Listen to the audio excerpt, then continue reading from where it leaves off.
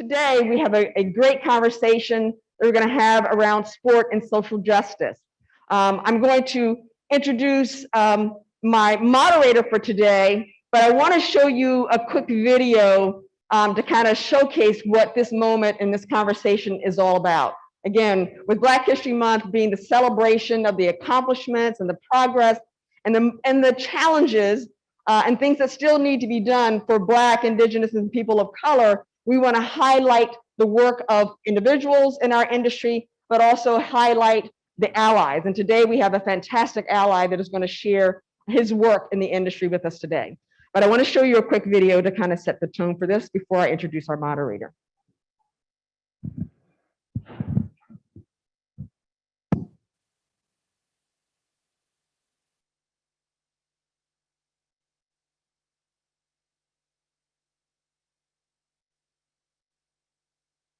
Richard grew up in a family where there was a strong tradition of doing the right thing. His father was an iconic figure.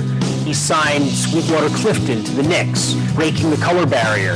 His recollections alone of being around his father growing up would fill a dinner table conversation with great tales, and meeting Jackie Robinson when he was a kid, seeing what his father went through for fielding the first Black player in Knick history. Joe was someone who, as a coach, never let race get in the way of doing the right thing. And there's no question that that had a huge impact on Richard himself. When I was 14, I was at a basketball camp with 5 other white guys. One of the white guys was hurling the N-word at the Black guy day in and day out till I challenged him. And this guy had knocked me out cold. Well, the Black guy was Kareem Abdul-Jabbar, then Lou Alcindor, and a lifelong friendship grew out of that. Everything Richard has fought for has not been popular at the time. And he has been this courageous light that he said, this needs to be said, this needs to be heard, and I'm going to say it. There's a fine line sometimes between being courageous and putting your life on the line. With progress comes pain. And that was a price that he was willing to pay. When I was the American leader of the sports boycott of South Africa, I was actually attacked in my office in a college library by 2 masked men and had the N-word carved in my stomach. Richard had very bravely spoken out against apartheid. There were risks involved. There were just a lot of bigots who didn't like what he had to say. He was attacked for standing up and wanting to right a wrong. And to be brutally attacked as he was, to have the N-word carved with scissors into his stomach, he had to have been frightened beyond words. And a lesser person would have said, okay, that's it, I'm done. Not Rich. They who did that, was the wrong person. I've been involved in civil rights for the last 28 years of my life, but I can never, ever, ever know what it's like to be Black. That's an instantaneous, every minute sentence that society has given to Black communities and Hispanic communities in this country, that discrimination can take place at any time. My dad taught me that a leader is somebody who stands up for justice and doesn't block its path. I've spent most of my adult life trying to help young people who live in crises that have become more profound as the generations have gone on. You know, he's really been in the forefront of the whole bridge between sports and using that to achieve equality, not only here in the United States, but around the world. He's been involved in civil rights and race issues for his entire life. I automatically smile when I think of Richard. Wow. I smile and also a tear comes to my eyes. Whew. He's a good man. I thank him. I'm appreciative of the work that he has done. Thank you. Thank you, Richard Lapchick. Thank you for being you, and thank you for wanting this world to be a better place, and because of you, it is.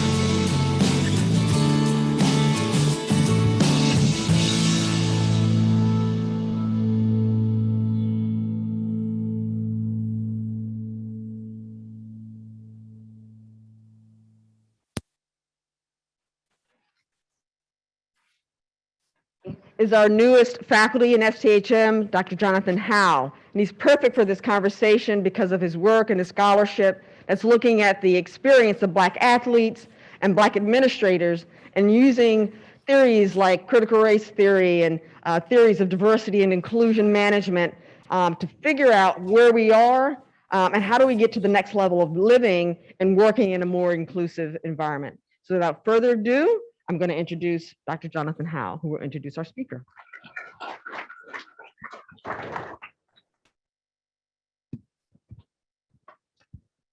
All right, well, thank you for everyone who is online and also here in person with us today. This is a very exciting day for STHM to have an esteemed guest such as Dr. Richard Lapchick with us here today. So in addition to the video in which you have seen and we share with you, I'm going to read a bio of Dr. Richard Lapchick just so you get further insight into who he is as a person. And I'm going to read verbatim so I don't leave anything out. So, human rights activist, pioneer for racial equality, internationally recognized expert on sports and social issue, scholar and author Richard E. Lapchick is often described as the racial conscience of sport. He brought his commitment to equality and his belief that sport can be an effective instrument of positive social change to the University of Central Florida in August of 2001, where he launched the DeVos Sports Business Management Program. In 2015, it was named the #2 program in the world by Sports Business International. Lapchick is a prolific writer. His 17th book was published in 2018. Lapchick is also a regular columnist for ESPN.com and the Sport Business Journal. He has spoken in the United States Congress, at the United Nations, in the European Parliament, and at the Vatican. He has given more than 3,000 speeches and written more than 600 articles. He was inducted into the Sports Hall of Fame of the Commonwealth Nations in the category of humanitarian, along with Arthur Ashe and Nelson Mandela. Lapchick was inducted into the New York City Basketball Hall of Fame in 2015. He was named as one of Beyond Sport's inspirational 50 people, both living and past, who used sport to change the world, along with Billie Jean King, Muhammad Ali, and Nelson Mandela. In the fall of 2021, Lapchick was named the Muhammad Ali Humanitarian of the Year. Lapchick was also named as one of the 100 most powerful people in sports. Dr. Lapchick has received 10 honorary degrees. He was also one of 200 guests personally invited by Nelson Mandela to his inauguration after leading the American sports boycott of South Africa from 1975 until the end of apartheid. He's been married to Ann Pasnak since 1989. They have a son, Joe, 2 daughters, Chamie and Emily. Rich and Ann have 4 granddaughters, Taylor, Emma, Molly, and Lauren. So would you join me in welcoming Dr. Richard Lapchick to STHM today?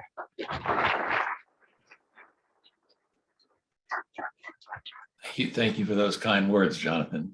And Deborah, thank you for organizing this. I know how much time you put into it. So it's a pleasure for me to be here with you today. I've always had tremendously high regard for Temple for various reasons, but it's great to be virtually with you, but I look forward to the time we're together speaking. Yeah, absolutely. And thank you so much for taking your time out to be with us today.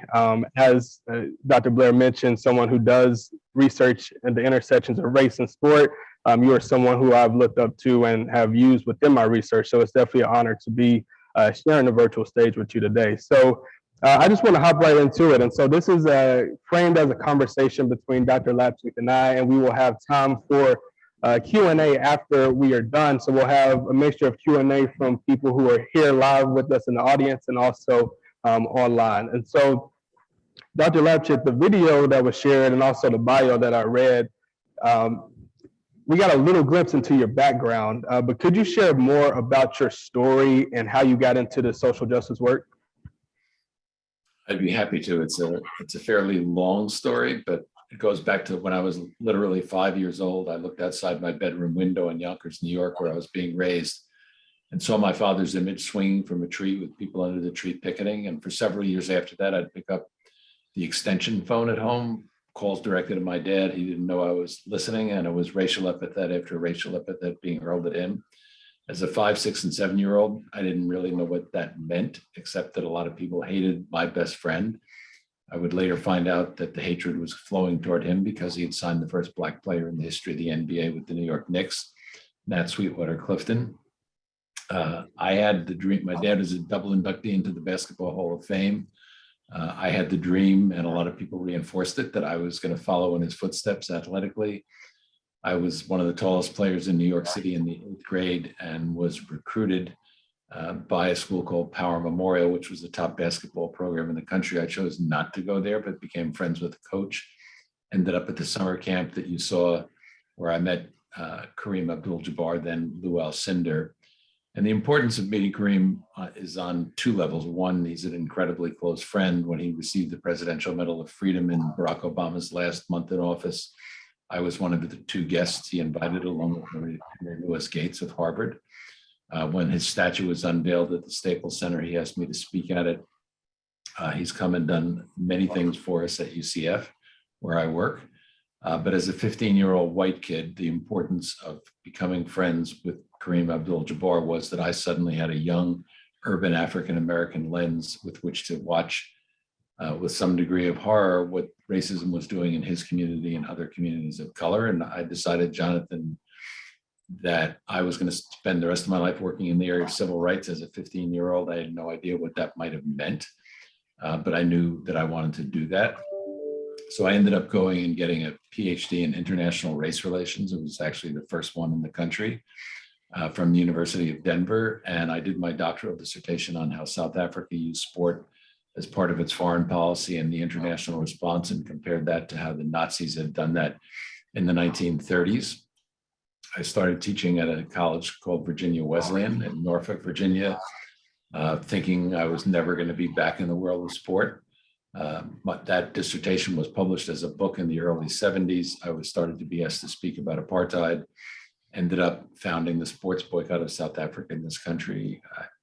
I assume there are people in the audience who are young enough not to have an idea of what apartheid was, but it was the most racist system of government on the face of the earth in the second half of the 20th century. It was the only nation in peacetime history that the entire global community came together to try to strangle, to end the apartheid regime and turn it over to a democratic state. So there was a trade boycott, an oil boycott, a bank loan boycott, and a sports boycott. You could circumvent all the first 3, but sports couldn't be played in the dark. So it became South Africa's Achilles heel. I knew that all of the European countries were not going to compete with South Africa anymore because they were already abiding by the sports boycott. So sure enough, in 1978, they had their Davis Cup team playing in the North American zone of the Davis Cup in Nashville, Tennessee, because none of the European countries would compete against them anymore. So as the head of the coalition that came together to stop sports contacts with South Africa, I went to Nashville for a weekend, spoke to many audiences over the course of that weekend. And on Monday afternoon, before I addressed the Vanderbilt student body, because that's where the matches were scheduled to take place, the African governments had asked me to announce that they would boycott the Los Angeles Olympics in 1984 if this team was allowed to come. So all 3 networks were there covering it. And Dick Schaap, who you saw in the video, Jeremy Schaap, Dick was his dad and probably the most prominent sports broadcaster of his era, came up to me and he said that the financial backers of the Davis Cup had pulled out. It looked like the matches were going to be canceled. I announced that to the crowd, which was an anti-apartheid crowd. They went crazy. And when I flew home to Virginia that night, I thought maybe for the first time in my life, I'd done something worthwhile. So the next night I was working late in my college office, which was in the school's library. Library closed at 10:30. 10:45, there's a knock on the door, and as you saw in the video, I opened it up expecting campus security, but it was 2 men wearing stocking masks who proceeded to cause liver damage, kidney damage, a concussion, a hernia, and carved the N-word in my stomach with a pair of office scissors. Well, Jonathan, lying in the hospital bed that night, I reflected on what had just happened, and I realized that people had gone to the lengths they did to try to stop my dad 28 years before, and to the length they went to try to stop me on this particular occasion, that they must have thought what we were doing using the sports platform to address racial justice issues was having more of an impact than they wanted us to continue to do. So I decided that night that if this was so important to them, that I was going to do everything I could to help stop them. So I realized that night that I was going to spend the rest of my life using the sports platform to address various social justice issues, but especially the issue of race. And that's exactly what I've done for the next 50 years after that. I usually don't tell this part of the story, but because of what's going on with the police and the communities today, I will share it. So I was in the hospital for 4 days. I came out and about 25 friends and supporters were in our living room to lend their support to me. And I took a call from a supporter in Nashville where the matches were scheduled to take place. And he said that the headline across the top of the newspaper of the Nashville Banner, which was then their afternoon newspaper, said Lapchick's wounds ruled and self-inflicted, and attributed to an unnamed source in the Virginia police that they thought I had done this to myself. One of the people in our house that day was a neighbor who was an attorney, and he said we better go down and talk to the detective in charge of the case. So we did that the next day, and he immediately denied that they had leaked this story to the press, but obviously they had.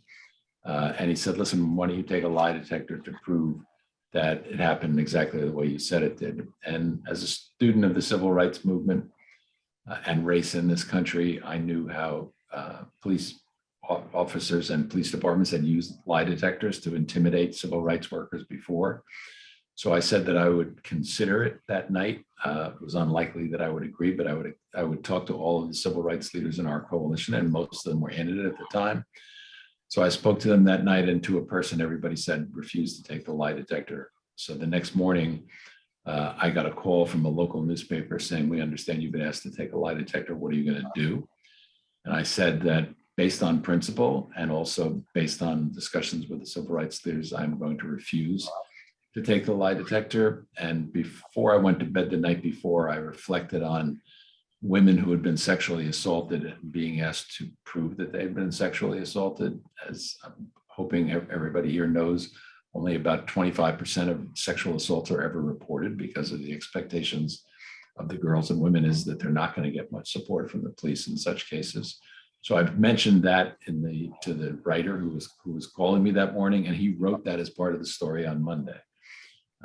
In the next 6 weeks, I received more than 200 letters and phone calls from women who had been raped around the country, thanking me as a man for saying that. And that was really important for me because later, 15 years or so later, I was approached to start a program on gender violence, and we did without hesitation, hearing those women's voices again in the back of my head. It's now the largest program in the country in the sports platform addressing sexual assault.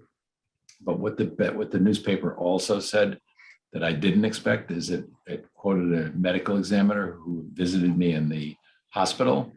And he happened to be of Indian descent, and he spent the entire hour talking about how supportive he was about what we were trying to do in stopping apartheid. He literally never looked at one part of my body. But in the Monday morning news story, what it said was that all of Lapchick's wounds were consistent with self-inflicted wounds. These were wounds he never saw.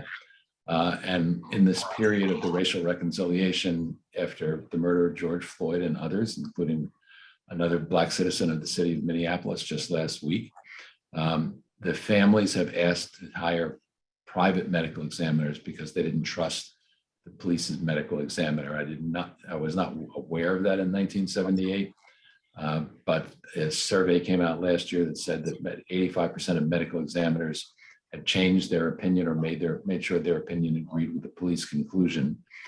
So that's how the medical examiner was used in my case. We flew to New York City. I flew to Washington, D.C. first and arranged, once I saw how damaging this report was, to have a local polygraph or lie detector person who worked for the FBI privately administer a lie detector. Then we flew to New York and had a civil rights medical examiner examine me. And we had a press conference at the UN to announce that it was held up by both the lie detector and the New York medical examiner that the wounds were not self-inflicted, that the attack took place exactly how I said it did. So that's kind of a backdrop. There's more, but obviously my journey on the issue of race in sport has been personal and profound. And, I have used ever since 1978 that sports platform and do to this day. That's why I'm here speaking with you and your audience to try and reach as many people as possible to get them involved in social justice issues, particularly racial justice issues. Yeah, what a powerful story that you have there, and also shows sort of the extent that society will take to protect this notion of whiteness, right? To create these racial hierarchies, and so very powerful story. And I want to touch on your experiences because oftentimes, if I'm leading a class, I've talked to a lot of my students about this, talking about DE&I, and I've had these conversations with numerous people. And oftentimes the question that comes up is, as a white person, how do I get involved with some of these efforts and how do I push for social justice? So can you speak a little bit about leading the charge in social justice from maybe a privileged position or identity? I can do that. That's a great question, Jonathan.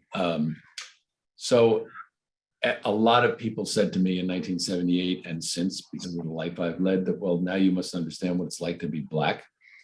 And I tell them, I don't understand what it's like to be Black. I could walk away from this at any point and resume a reasonable middle-class life and never be threatened again or never face violence again. But if I was Black, I'd be born Black every day. And I would face that violence and the possibility of an act of discrimination taking place against me.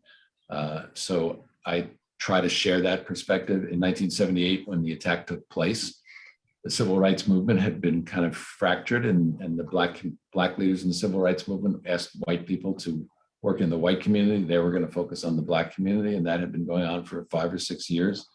But because of what happened to me, the Black community welcomed me back and kind of built that. I was kind of a bridge between the two communities back then, and still feel that I have hopefully something to contribute in getting audiences to understand the pain and anguish and the history of racism in America. And I hope that answers your question.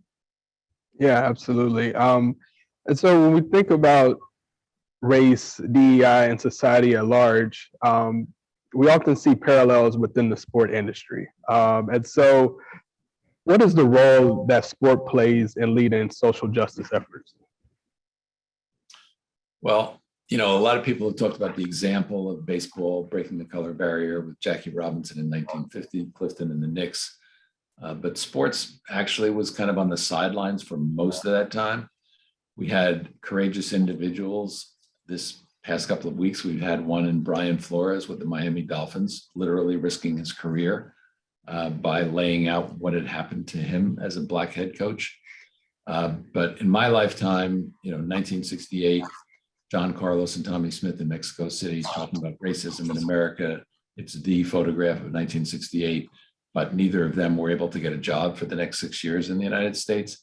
Muhammad Ali, for refusing to fight in Vietnam, was facing a 5-year prison sentence. Curt Flood, a great baseball player, talked about free agency in baseball and helped the movement toward it, and never played another season again, even though he was at the height of his career. And that's what's happened to every athlete who stood up during those interim years. Their careers were threatened, but they were willing to take the risk. When Colin Kaepernick took the knee in 2016, I said to my wife that he'll never play another season in the NFL. And of course, that's exactly what happened.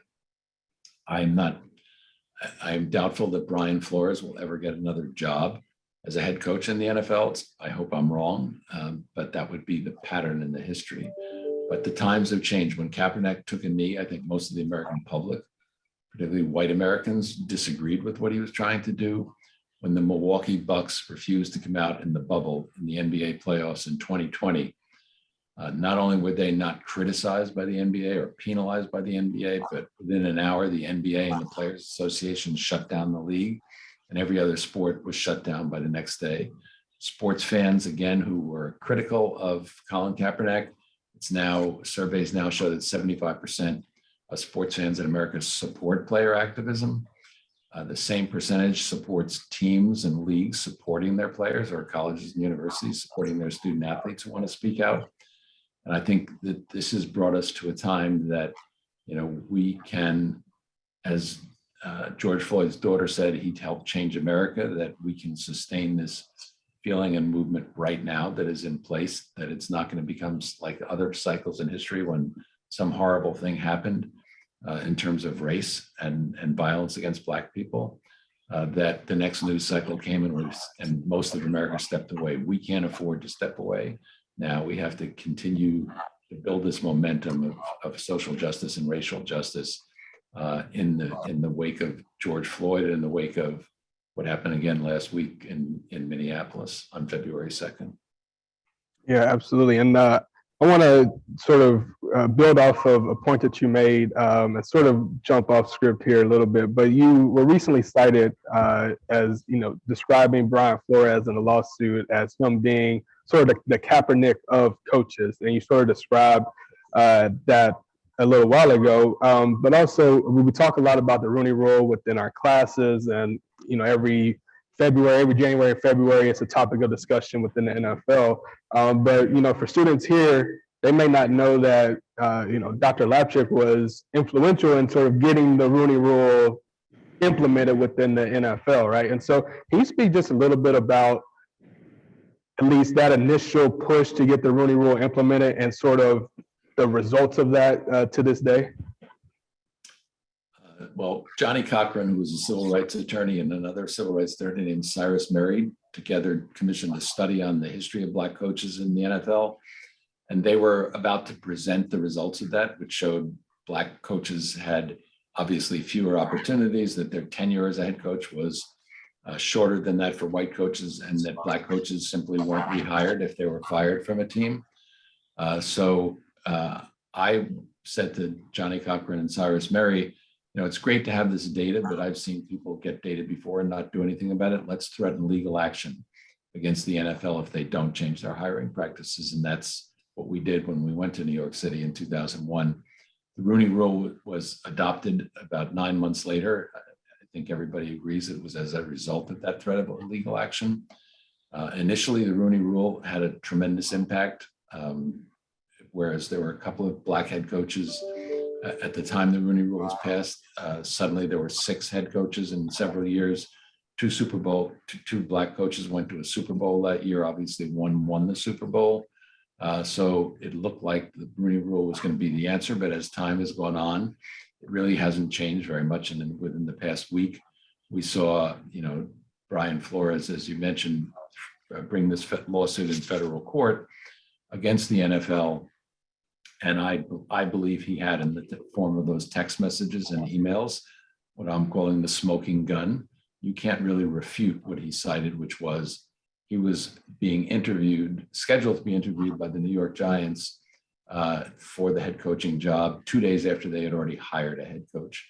It was a total bogus interview. And because of communications that Bill Belichick sent to him, thinking he was sending it to the guy who was actually hired by the Giants, who was a white guy, that's now there in black and white. And the NFL is finally, after denying the charges in the beginning, is now investigating it. I honestly believe that the commissioner's office wants to change, that they're embarrassed that there have been so few Black head coaches. As the audience, I'm sure, knows, 2 Black head coaches were hired by the Dolphins and the Texans, the 2 teams that had actually fired Black head coaches at the end of the season. So we're back up to the same number of 4 coaches of color in the NFL right now, with the possibility of New Orleans hiring a Black head coach as well. But that's still less than the peak of the number of head coaches. There needs to be more. And ultimately, for me, I began to focus on who is making the ultimate decision, and it's the owners. The owners in the NFL are 32 billionaires, 30 of which happen to be white. Kim Pegula with Buffalo is a person of color, and the owner of the Jacksonville Jaguars is also a person of color, but no Blacks are in that position. 21 of the 32 NFL owners in the most recent election supported Donald Trump. And that, to me, is enough indication that I need to know where their perspective is coming from on the issue of race.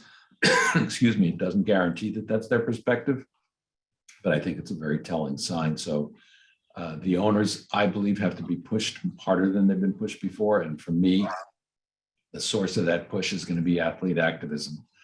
As I said, it's now popular among sports fans. Owners know that.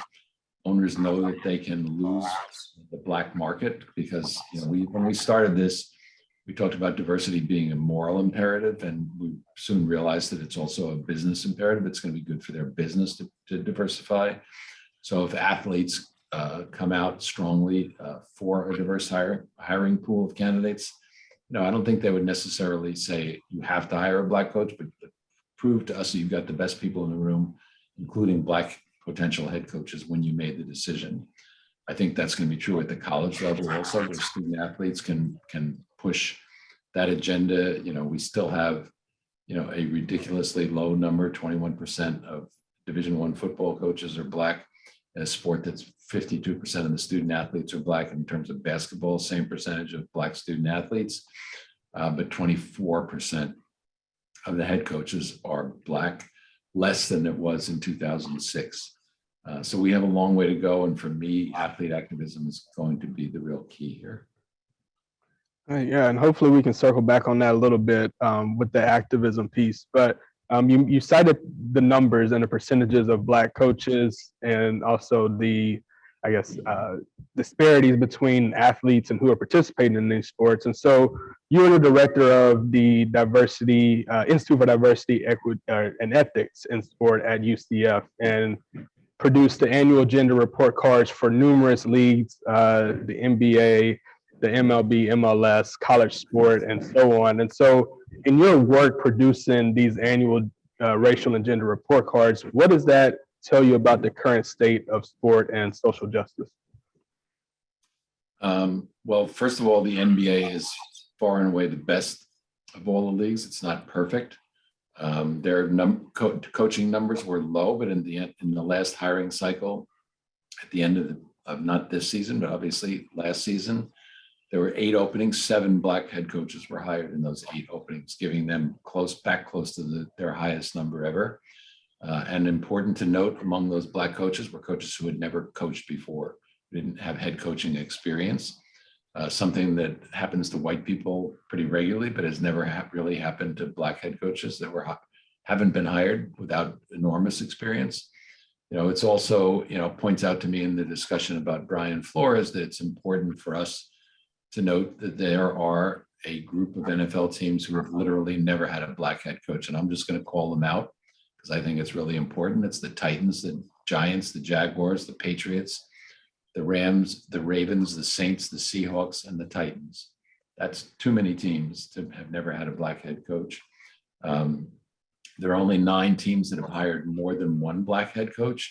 So I'm going to call them out too, because they have obviously had a better record. It's the Browns, the Bucks, Kansas City, Texas, Miami, the Jets, the Colts, the Raiders, the Vikings, and the Cardinals.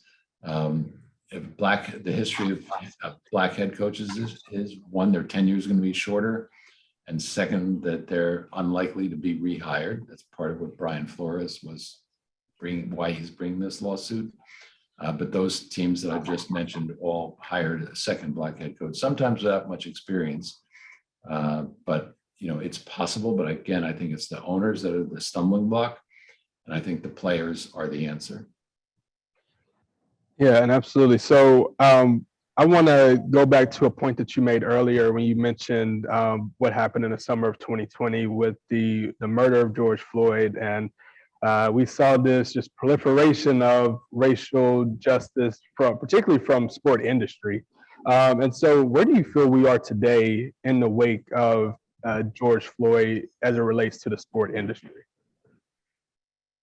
I think there is, not only just in sports, but in America in general, a lot more sensitivity to the racial issue, people paying attention to not only, a lot of my Black friends and leaders in the Black community say they feel for the first time that white people are actually listening to them when they talk about racism. A lot of white people just thought, well, racism is wrong, and it's as simple as that. But they're hearing people talk about what it did to them personally, to their friends and people close to them and other leaders, and it's having an impact. We had 28 million people protest in the streets since the murder of George Floyd, the largest number of protesters around a particular social issue in American history. And a lot of those protesters were white, which hasn't been the case over the years. So I think, that's kind of a breakthrough moment. George Floyd's daughter preciously said, "My daddy changed America." And I don't think there's any question that he has. But we also have to understand that 74 million people voted for Donald Trump. We are in a very divided country, openly divided. The Republican National Party said that what happened in Washington on January 6th of last year was perfectly normal dialogue among people to talk about social justice issues instead of what it was. So we have a long way to go, but there are possibilities out there that the murder of George Floyd and others is going to be part of a movement that brings about systemic change. Great. And I guess for me, I'm more, I don't want to say cynical about the situation. Do you think that the impact will create lasting change, or do you think it's it's more short term? Well, I'm hoping it's lasting. It's the first time in the sports world that the leagues have gotten involved with social justice platforms, that they're continuing to this day. The NBA is investing $300 million and in social justice issues, the NFL $120 million. And that's for an organization. I've been involved in the racial issue, as I said, since the 1960s. Other than facing some possibilities of things happening to me that wouldn't be very pleasant, the hardest thing to do was to raise money for those social justice issues. People just weren't contributing to racial justice causes, and now they are doing that. But to really answer your question, I'm going to give an analogy. In 1977, I was in Lusaka in Zambia at an anti-apartheid meeting, and I was speaking to my mentor. His name was George Hauser. If George was alive today, he'd be 105 years old. He died when he was 100. But in 1944, he was on the first Freedom Ride. He helped co-found the Congress of Racial Equality, which was a prominent civil rights group for many, many years. He went to prison as a conscientious objector, and he started the anti-colonial movements and the anti-apartheid movements in the United States. And on top of all that, he was a white guy. So before I met him, I saw this white guy having an impact. I thought maybe I could also be able to do that someday. So George had a very important place in my life. And I said, George, do you think we're ever going to live to see the day that South Africa, Namibia, and what was then called Rhodesia, now Zimbabwe, will be free? And George answered by saying, Rich, I feel it in my gut that we will live to see that day. There was no historical reason for him to feel that way. Apartheid was at its height. Mandela was not being rumored to be released. He wasn't released for another 12 years. The rumors were that he was going to die of tuberculosis in prison. And apartheid was at its height in those three countries that I mentioned. But on May 10th of 1994, I stood shoulder to shoulder with George Hauser on the steps of the Union buildings in Pretoria in South Africa as the guest of Nelson Mandela at his inauguration. And to know that that man, who was the most hated man in the country when he was in prison, hated by the power structure that is in that country, could suddenly become its president, showed me that anything and everything is possible, that if Mandela could become president of that country, anything and everything is possible. That's how I feel today, Jonathan, in my gut. There's no historical perspective to say, okay, this is going to be different, but I do feel that we are at a different stage of the level of discussion and commitment of resources that will help end or at least soften the blow of systemic racism in the short term and eventually end it. So I am hopeful. I understand people who aren't hopeful because history would tell them you shouldn't be. You got to stay on guard. And I'm not saying don't stay on guard. We've got to do that. I mean, I like to speak to audiences because I want them to understand that, everybody can't be on the front lines, but from my perspective, everybody's got to get off the sidelines and get involved in stopping this division in America. Yeah, absolutely. And I just want to pause for a second just to remind people that we will have a Q&A coming up. So if you're in the audience, start thinking about some questions that you would like to ask to continue the conversation. Also, if you're online, be thinking about questions as well, and we'll try to moderate those to come. So Richard, we talked a lot about race as it pertains to social justice in sport. What other areas of social justice do you feel we should focus on? And I guess before I stop to ask you that question, I'll preface this by when I met with Richard earlier, I recalled a story where I sent him an email as a master's student at the University of Texas, and I just naively just asked him, what should I focus on within my research studies? And Richard got back to me. He's obviously a very busy man. And so he got back to me a few weeks later and simply said, looking at women and gender in sports. And so I think that that's, something that we are trending to talk about a little bit more now. We've seen the WNBA have this, historic investment of $75 million recently. So I say all that to just ask, what else should we look at when we talk about social justice in sport?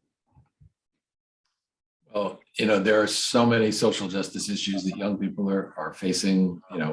They're systematically being taught how to hate. When Barack Obama was elected president, there were 600 hate groups in the United States. Today, there are 1,100 hate groups in the United States. It's something that's a monster in this country.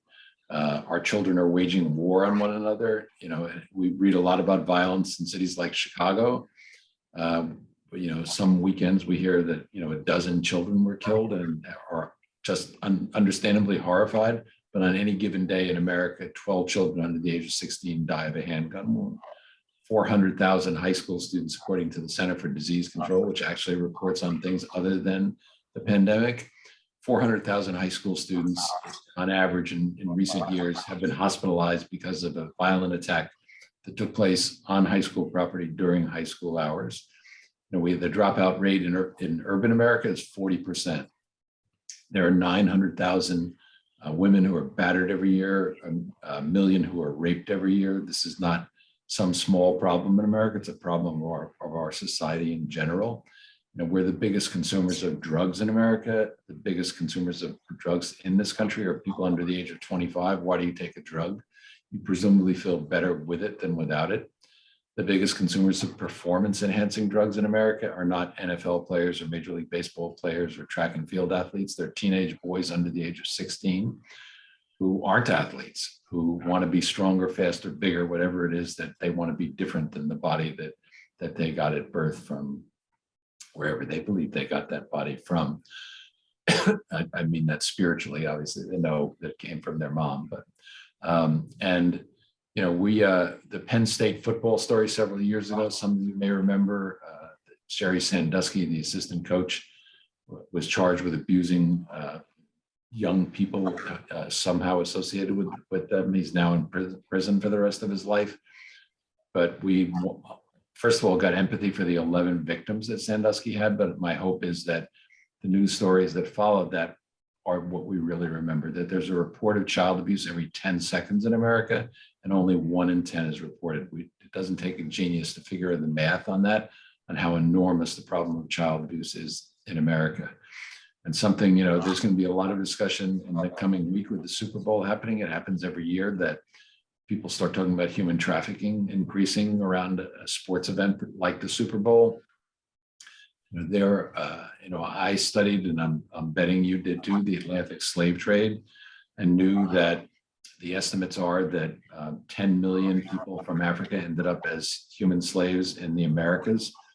6 million ended up enslaved in Africa, 10 million in Asia, total 24 million over the 240-year history of slavery in the United States. As we sit here today, wherever we happen to be, we have to note that globally, at this moment in a single snapshot, not over 240 years, it's estimated that between 28 million and 42 million people are enslaved globally, including in the United States, where the biggest form of human slavery today is sex trafficking. The largest number of victims of sex trafficking are girls under the age of 16, although there are some boys as well. Average age that they're brought into the sex trade in the United States is 12.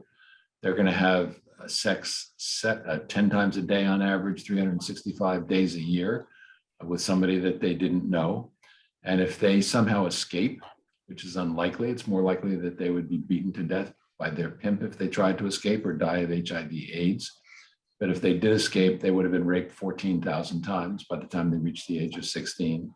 How do you deal with that? Is sports involved in it? I think that it's true that sports events they bring men who are going there to have a great weekend, drink a lot, and possibly engage in sex with somebody that they didn't plan on before that, somebody who had been trafficked.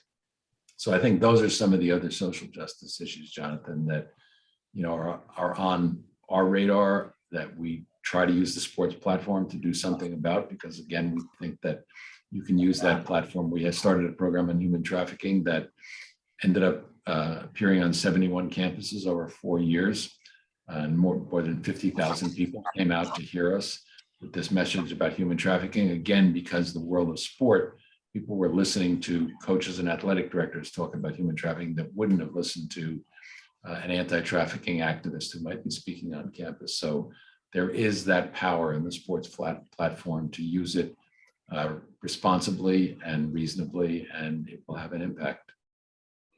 Yeah, and just a quick follow-up on that, thinking about those very important issues that sport can address, you talked a little bit earlier about athlete activism.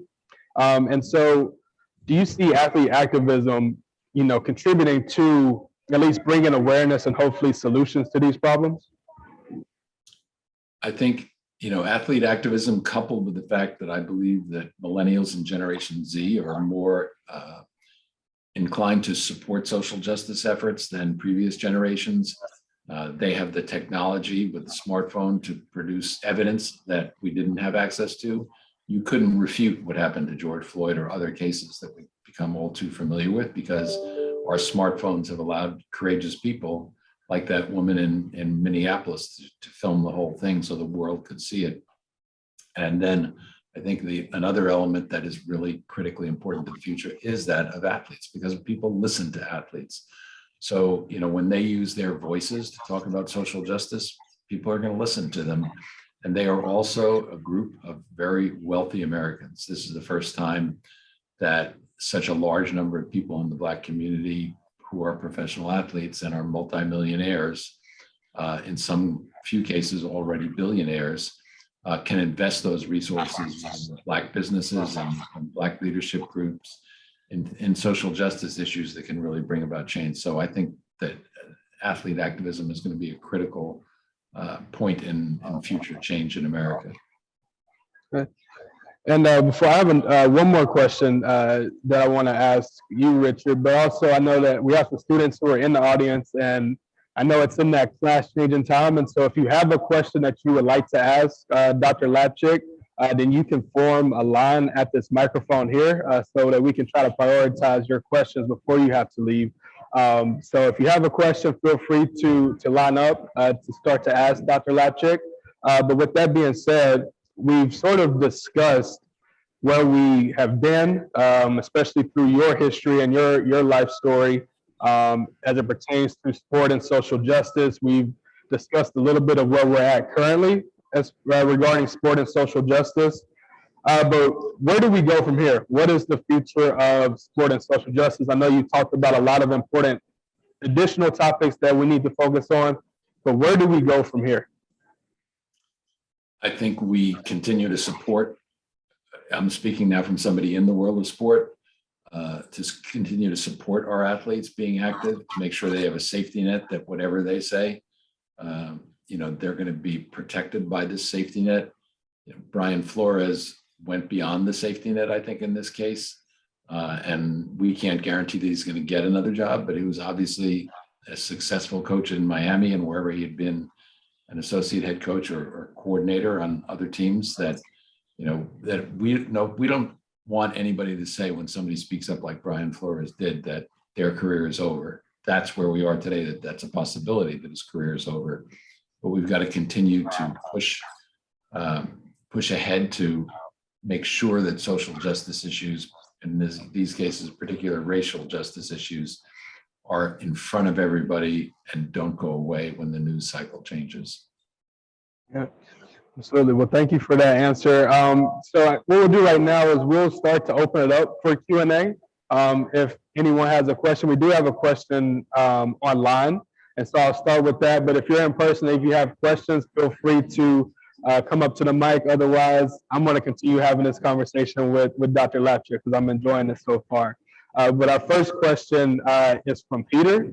And Peter's actually taken a DEI class with myself. And so Peter says, we're doing a project on DEI of sports organizations. We chose WNBA to be our topic. And we're searching online and saw that the Tide score for the WNBA is way higher than the other sports leagues. Can you simply talk about what do you think, or why do you think this is happening? And will other women's sports leagues have the same results? It's a great question. When I say the NBA is far and ahead of the other leagues, I'm talking about the other men's leagues. The WNBA has the highest grades for both racial and gender hiring practices for senior leadership positions in both people of color and women. I think they had an advantage because when they started, they were able to start with that premise as opposed to David Stern taking over the NBA in 1983 and having to deal with everything that had gone on before him. You can't change an entire franchise's employment roster. It's one by one that people leave or you create new jobs, but the WNBA did have that possibility of starting from scratch in the 1990s. They did it deliberately to hire the best people. Best people in a lot of cases in the WNBA have been women and people of color. We've got to get the other leagues to follow suit. And I'm happy to report we're doing a racial and gender report card on the NWSL, the Women's Soccer League. And I don't know the results yet, so I can't share them, but I know the fact that as a new organization that they're asking for a racial and gender report card is telling me that they want to be held accountable for who are hired by their franchises as well as the league office. And so we have one question from the audience. So if you could just please state your name and then your question to Dr. Lapchick. Hello, my name is this on? Hello, my name is Marshall, and I have a question about. So a lot of these questions and problems that we have are not. There's not an easy fix or an easy solution. I feel like it's a little overwhelming to kind of, how do you decide where do you start, or and something so big and something so ingrained in our society systemically. Well, I urge audiences to pick a social justice issue that has special meaning for them. There are a lot of organizations and all that list of other social justice issues that are out there, that to pick one of those, do some research on it, make sure that is what you're interested in, find a local organization that's doing something about it and volunteer for them. That'll give you a better feeling for if this is the issue you want to particularly focus on. To donate money if you're in a position to do that.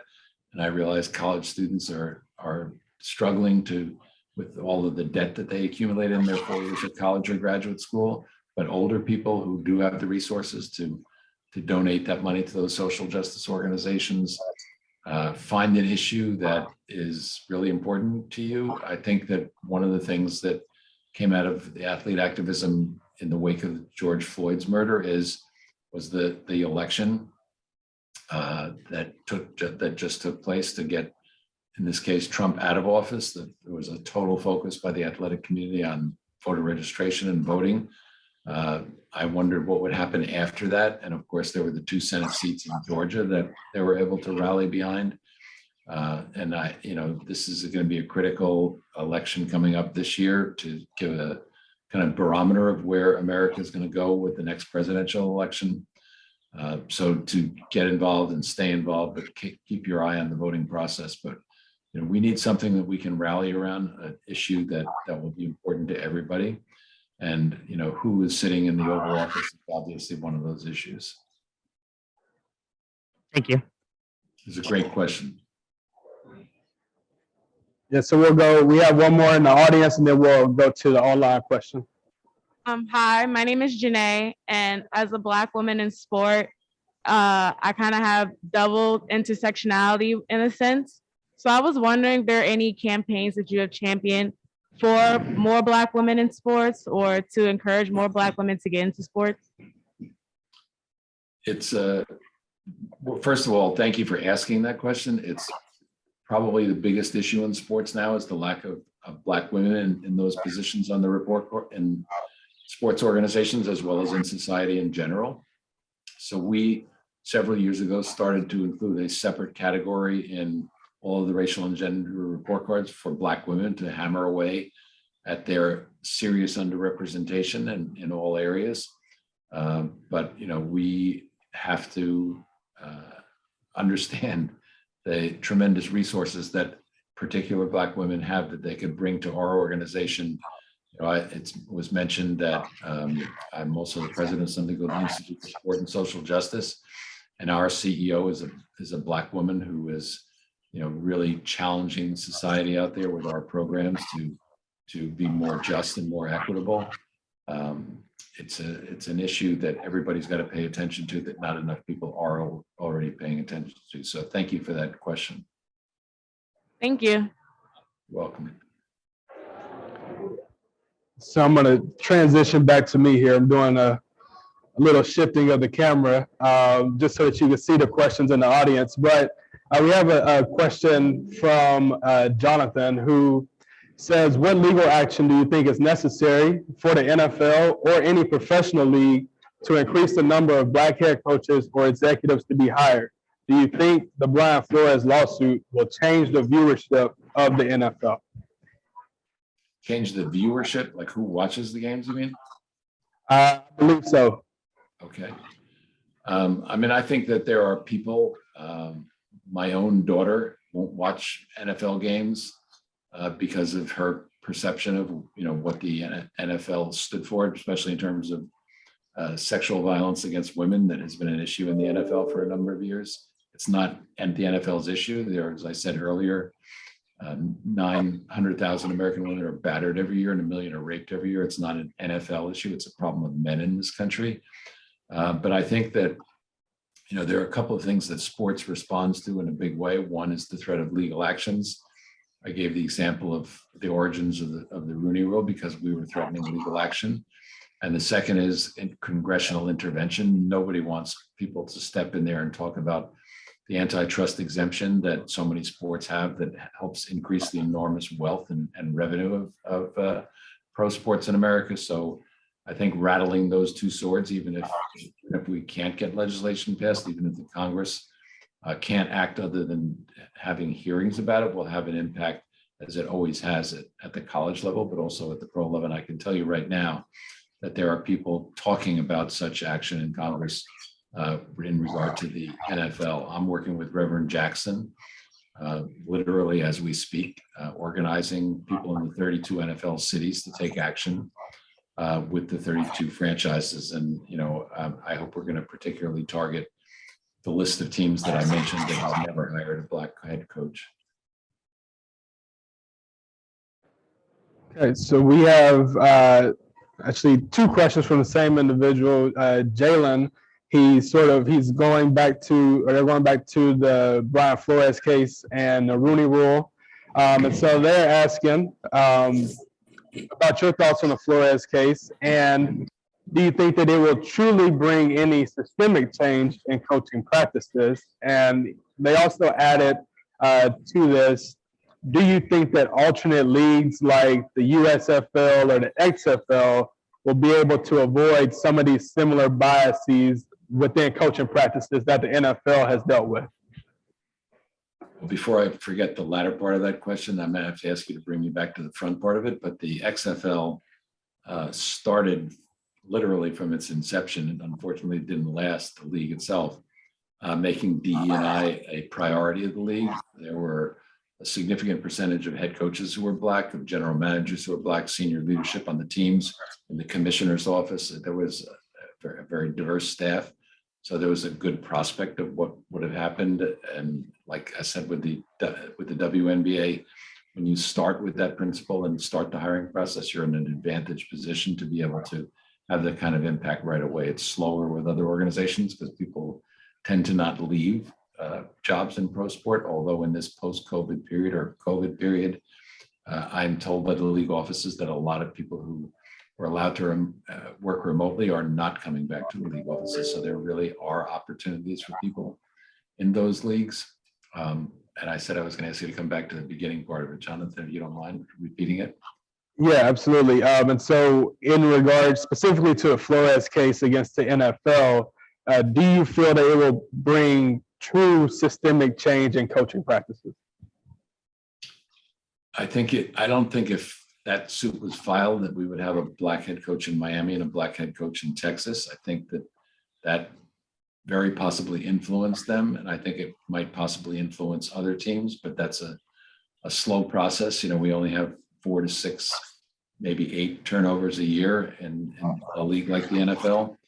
So if we're talking about systemic change for the league, there are other areas that they have to get involved in with, the president and CEO of the individual franchises. There are not many black people in that position or women in that position. There are some, but not many. The Washington team comes to mind, that they have a black president who's made very dramatic hirings and breakthrough hirings within his franchise. But we, that has to be done on a team by team basis. That's why Reverend Jackson is targeting the cities where those teams are to focus mobilizing people to take action that would lead to systemic change with those individual teams. Thank you for that answer. I'm just seeing if there's any more questions in the audience. If there is, feel free to come to the mic. So it looks like we have one. Hello, my name is Brian. I wanted to ask about, because like you have this really long career with dealing with like activism, or like since like the 60s, you said. Like, what do you think is really just driving like people to just not be like fine with like activism and like diversity in sports? And also like kind of following that, it's just like, what do you think we haven't done yet to kind of just buy people in and just get their attention? Or do you think there is an answer to that? Somebody once asked me, what do I think a just society looks like? And I said, I really can't answer that because I've never seen one. We, have the possibility here to create sustained action in this moment. If we lose this moment, I think it will be tragic, but I and a lot of other people are trying to make sure we don't lose this moment. But I think that, it's not going to happen automatically. It's a great question that you pose, is everybody's trying to figure out how we can make it sustained. And I don't think we've come up with a 100% answer before, but some of the things that I've talked about in the last hour and 10 minutes or so touch on that. But as I said earlier, getting off the sidelines into some form of action is going to help sustain the movement and propel the movement forward. If it's not sustained, then I think this is going to become another moment in history that some dramatic things happen and then they stopped progressing. So I think it's up to us as the public to keep that pressure on as long as we can. Thank you. Thank you. You have any more questions from the audience? If not, I will continue. Okay, we have one question in the chat. Okay, let me get situated again. Okay, so we have a question from one of our faculty members here, Dr. Kunkel. Says he has a question: what role do big brands, who oftentimes sponsor sport organizations such as big tech, play? The pressure on the Washington football team is a great example. Do you see more involvement happening? Well, we know from the same surveys that said fans support athlete activism and support their teams supporting their athletes, that those same fans said that they want their brands to do exactly what the person asking the question is doing. And in Washington, he's right, the Washington team is a perfect example. I was, among many people who tried to get that name changed for literally decades. But when the murder of George Floyd took place and the racial reckoning began, all those corporations that were the naming corporations for the Washington team said that they're going to pull out unless the name is changed. And very quickly that name was changed. If we get our brands involved to put pressure on in social justice areas, and I see that they are donating more money and resources into communities to do that. But again, it has to be, we're doing it this year because we're still talking about George Floyd. We have to be doing it in 2023 when we might not be talking about George Floyd anymore. All right, so thank you very much, Dr. Lapchick. We're going to wrap it up there. I'm going to hand the mic back to Dr. Blair to sort of close us out and give some closing remarks. But I just want to thank you personally for sharing the virtual stage with us today, providing us just a small, insight into your life and into the work that you do and how we can be better stewards of this sport and social justice movement. So I just want to thank you again for taking your time to be with us here at Temple and STHM this morning. Well, thank you for doing a great job as moderator. I never accept positions as moderator because I'm terrible. You were really great. Well, thank you for that. You're welcome. And I don't think that I could add any more to that. I mean, I think Dr. Kunkel said it very poetically in his question. Great insights today. And the one message that I'm hearing that I think we all need to take away is that we cannot afford to step away. That I'm going to have to put a big poster in my room that there's so many things happening right now and so many ways for us to do small and big things to be advocates for others and ourselves, that right now we cannot afford to step away.